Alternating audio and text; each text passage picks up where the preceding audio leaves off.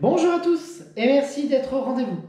Donc aujourd'hui nous allons continuer les études statistiques et nous allons refaire un autre problème type.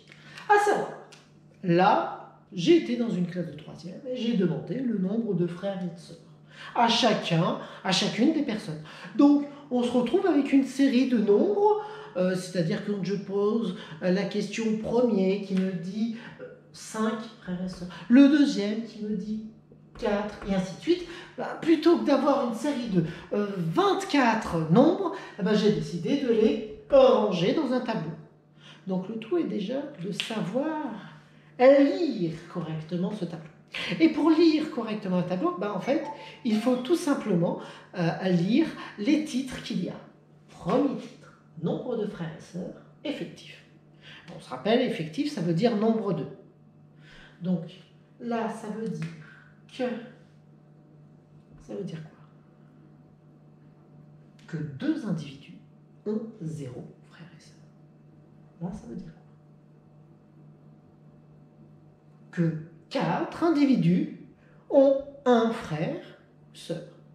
Bon, comme j'ai dit tout à l'heure, on est vraiment dans le cas le plus simple, où il n'y a pas des histoires de demi-frères ou autre, où la réponse à la question est... on est dans le meilleur des cas, en fait, tout ça. Donc, quelle est la population? Étudions cette série statistique. Quelle est la population? Comme je vous ai dit au début de la vidéo, je me suis déplacé et j'ai eu les réponses où? Dans une classe de 3e. Donc, quelle est la population? C'est les élèves de la classe de 3e A du collège, tout simplement, en l'année. Voilà. Donc, quel est le caractère étudié? À chacun de ces élèves, je leur ai posé quoi comme question? Combien est-ce qu'ils avaient de frères et de sœurs? Donc, quel est le caractère étudié? C'est tout simplement, c'est le nombre de frères et sœurs. L'effectif total. Un effectif, c'est le nombre de. L'effectif total, c'est le nombre total. Autrement dit, il y en a 2 qui ont 0 frères et sœurs, 4 qui ont 1 frère ou sœur. Donc, il y aura combien d'élèves au total? Il y en aura 2, plus 4, plus 6, plus 7, plus 5, plus 1. À savoir, si c'est 4, 10, 7 et 2, 9, 10, 10, ça va 25. Il y a 25 élèves dans cette classe. Maintenant, la moyenne. La moyenne. Alors, faites attention.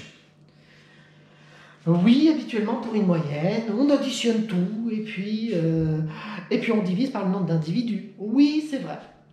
Cependant, là, l'erreur habituelle, c'est les élèves qui vont tout additionner et qui vont diviser par 25. C'est catastrophique, c'est-à-dire qu'ils n'ont pas du tout compris ce tableau-là. Parce qu'en fait, il y a 2 élèves qui ont 0 frère ou sœur. Donc, on pourrait faire 0 plus 0 plus... Il y a 4 élèves qui ont 1 frère ou sœur. Donc, 1 plus 1 plus 1 plus 1 plus... C'est long, hein? On est d'accord. Et tout ça, il faudrait le diviser par 25. Juste un petit peu. Alors, on évite d'écrire ce genre de choses-là et on va faire plutôt une moyenne pondérée en écrivant, il y a 2 élèves qui ont 0 frère ou sœur, 2 fois 0. Il y a 4 élèves qui ont 1 frère ou une sœur, 4 fois 1, plus 3 petits points, jusqu'à, il y a 1 élève qui a 5 frères ou sœurs, plus 1 fois 5, divisé par l'effectif total, 25. Et ça, je l'ai fait à la calculatrice. Et vous pouvez le faire à la calculatrice. Voilà.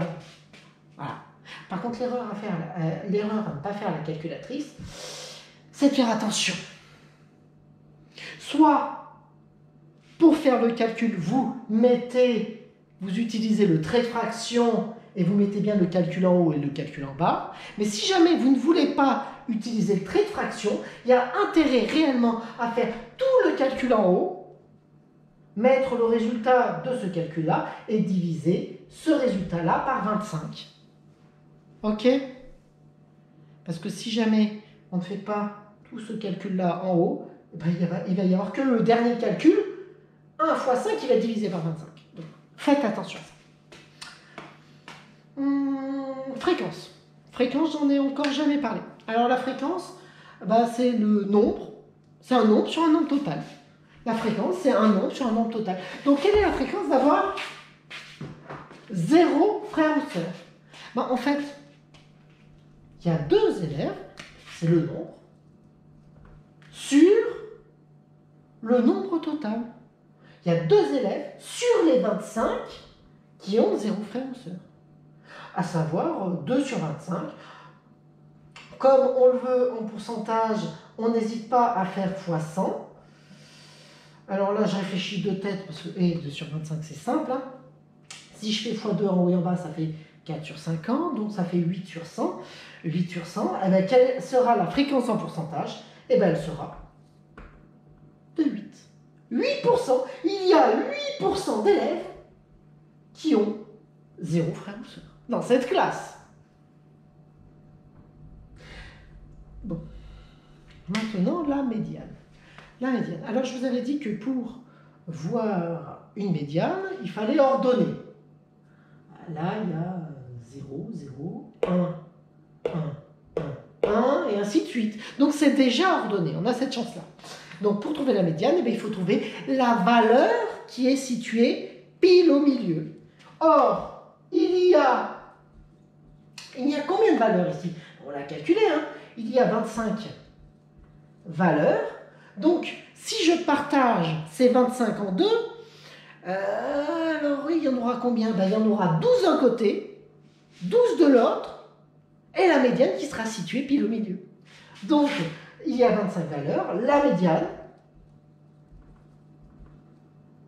sera située à la 13e position, à savoir, quelle sera cette 13e position? Donc là, il y a les 2 premières positions, là, il y a les 6 premières positions,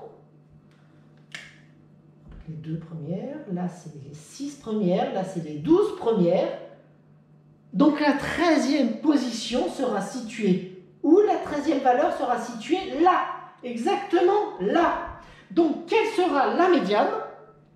Attention, ne vous trompez pas, ce n'est pas 7. La médiane, ben, ce sera 3, à savoir 3. C'est-à-dire qu'il y a autant d'élèves qui ont moins de 3 frères et sœurs que d'élèves qui ont plus de 3 frères et sœurs. Ok? Dernière chose où je n'ai pas eu la place de le mettre, on pourrait demander aussi quelle est l'étendue. Étendue. Je vous avais dit que l'étendue, c'était la plus grande valeur, moins la plus petite. Et ici, la plus grande valeur, c'est quoi? C'est 5, moins la plus petite, 0. Et ne vous trompez pas, c'est pas autre chose. 5 moins 0, ça fait 5. C'est-à-dire que l'écart entre celui qui a le moins de frères et sœurs et celui qui a le plus de frères et sœurs, eh ben, ce sera 5. Voilà. Bon, j'espère avoir été clair et puis je vous dis à bientôt.